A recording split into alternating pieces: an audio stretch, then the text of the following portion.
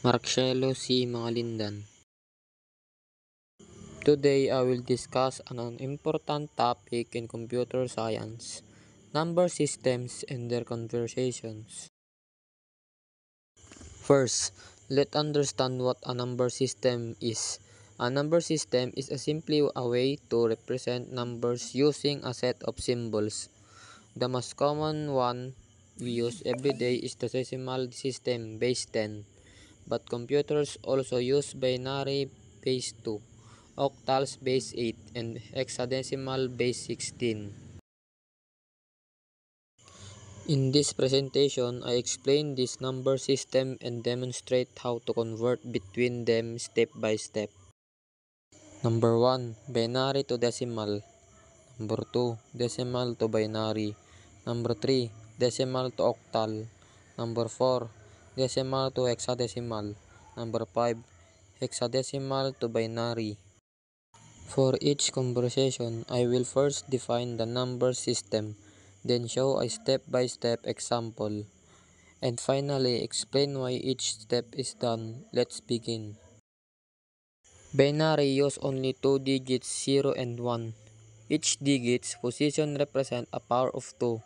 Example, convert 11010 to decimal. Step 1. Write place values 1, 2, 4, 8, 16. Step 2. Multiply each digit by its place value.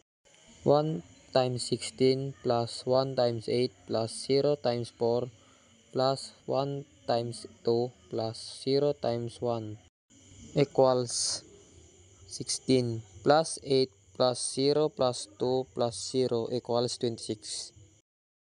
So the 11010 binary equals 26 decimal. Next, decimal to binary.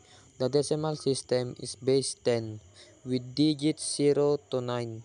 To convert the binary, we divide repeatedly by 2. Example, convert 37 to binary. Step 1. 37 divide 2 equals 18 remainder 1. 18 divide 2 equals 9 remainder 0. 9 divide 2 equals 4 remainder 1. 4 divide 2 equals 2 remainder 0. 2 divide 2 equals 1 remainder 0. 1 divide 2 equals 0 remainder 1. Now, read remainders bottom to the top. 100101. So, the 37 decimal equals 100101 binary. Decimal to octal.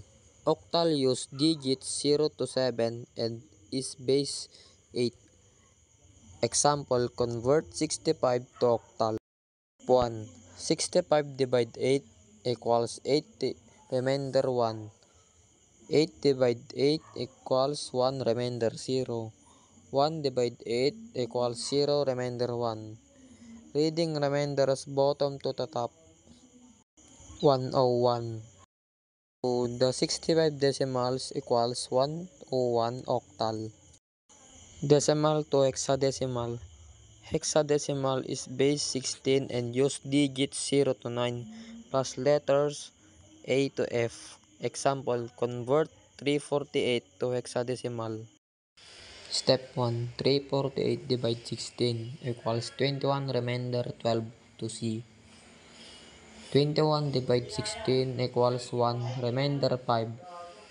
1 divided 16 equals 0 remainder 1. Reading bottom to the top 15C. So the 348 decimal equals 15C hexadecimal. Next, hexadecimal to binary. 1 hex digit equals 4. Binary digits since 16 equals 2 raised to 4. Example, convert 3A to binary. Step 1. Split into digits to 3 and A. Convert each digit to binary. 3 equals 0011 and A equals 1010.